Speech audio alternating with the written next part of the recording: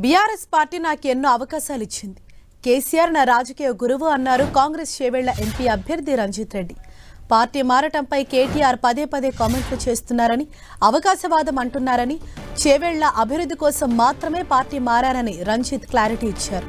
Party మారటంలో తన వ్యక్తిగత ప్రయోజనం ఏమీ లేదని, ప్రజా సంక్షేమం కోసమే నిర్ణయం తీసుకున్నానని ఆయన అన్నారు. చేవెళ్ల ప్రజల కోసం ఎన్ని మాటలైనా పడతానన్నారు ఆయన. అధికారంలో ఉంటేనే అభివృద్ధి చేయగలమని, చేవెళ్లను అభివృద్ధి చేయాలనే ఉద్దేశంతో కాంగ్రెస్ లో చేరానని రంజిత్ రెడ్డి తెలిపారు.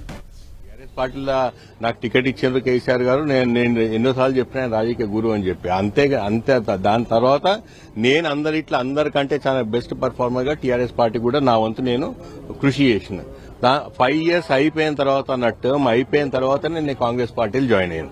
అంతేకాని దీనికి అసలు అవకాశం లేదు, ఏం లేదు.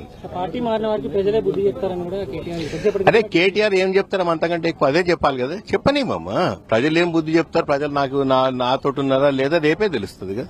తెలియదు. కేటీఆర్ గారు ఏమన్నా కూడా టాపిక్ ఏంటంటే పార్టీలు రాజకీయాల్లో అవకాశవాదం అనే టాపిక్ మాట్లాడతారు. నేనేమంటానంటే నేను ఇవాళ అవకాశం ఏంటి, మారుతున్న రాజకీయ పరిణామాలకు అనుగుణంగా నేను ఎందుకు మారినా అండి. అది పదే ఒకటే మాట చెప్తున్నాను.